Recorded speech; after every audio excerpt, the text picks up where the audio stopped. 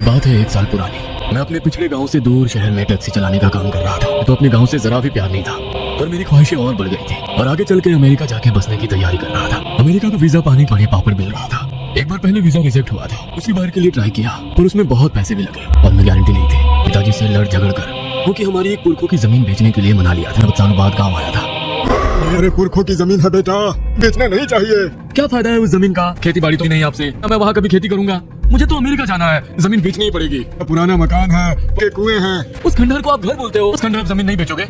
मैंने सोचा तुम पैसे कमाने लगोगे तो उस घर की मरम्मत करा के अच्छा घर बनाओगे। उस खंडहर पर मैं अपने मेहनत के पैसे खर्च करूं? इतने बुरे दिन नहीं आए मेरे। जमीन बेच दो, वो घटिया खंडहर मुझे नहीं चाहिए। वो घर पहले अच्छा था, अभी भी दीवारें छत मौजूद है, ये रहने लायक हो सकता है। अच्छा सा मंदिर भी बना सकते हैं। तो और खेत के अलावा उस घर में कुआं भी है। 2 कुओं का 4 डालना है। अरे खेत में पहले से एक बड़ा कुआं है। हमारे कुएं का पानी बाकी के लोग फोकट में इस्तेमाल करते हैं। खंडहर कुएं में क्या खजाना छुपाया है? और मंदिर की क्या जरूरत? भगवान वगैरह पे तो कतई विश्वास नहीं है मेरा।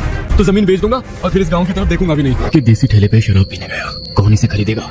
यही सोच रहा था कि मुझे कोई देख रहा है। थोड़ी देर बाद ठेला बंद हुआ और मैं घर के लिए निकला। रास्ते में अंधेरा था। मैं चल रहा था तो ऐसा लग रहा था कोई मेरे पीछे बाहर मुड़ के देखा, पर कोई नहीं था। अब मुझे डर लगने लगा। मैंने आवाज दी, कौन है? और अंधेरा चीर के एक अजीब आवाज आई, मैं हूँ। मैं कौन?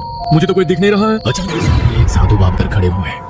उनकी आंखें लाल थी, बड़ी बड़ी दाढ़ी मूछें थी। अब कौन? उस साधु बाबा के चेहरे पे हंसी छलकी।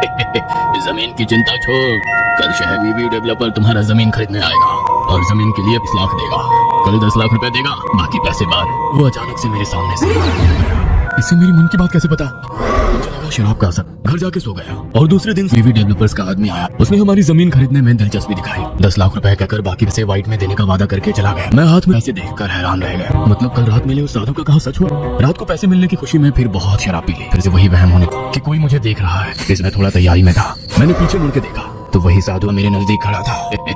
कल अमेरिका के वीजा के लिए कॉल आएगा। और कैसे ये सब पता? मैं घर जाकर सो गया कि मेरा अमेरिका का वीजा मंजूर हो गया है। खुशी थी और अजीब सा डर लगने लगा। तो मेरी जिंदगी में आने वाली चीजें कैसे पता चलती? फिर से उस रास्ते पे गया जहाँ वो बाबा थे। आपके पास ऐसी कौन सी सिद्धि है जिसकी वजह दूसरों के बारे में इतना जान सकते हो?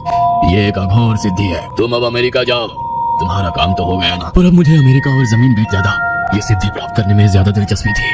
तो अमेरिका जाके टैक्सी क्यों चलाए? तुमको भविष्य बताकर बहुत पैसे कमाऊंगा, दुनिया घूम पाऊंगा, बैठे बैठे प्रॉब्लम से सॉल्व हो जाएंगे। देखा तो जाऊंगा ही, पर मुझे ये सिद्धि चाहिए। तुम्हें क्यों चाहिए ये सिद्धि?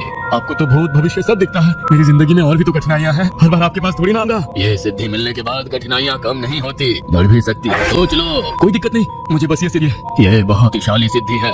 ये अगर ठीक से प्राप्त ना कर पाए ना सब कुछ खो दोगे। इस बाबा के पास सिद्धि, पर ये साला मुझसे शेयर नहीं करना चाहता। पैसे लिए बिना नहीं मानेगा।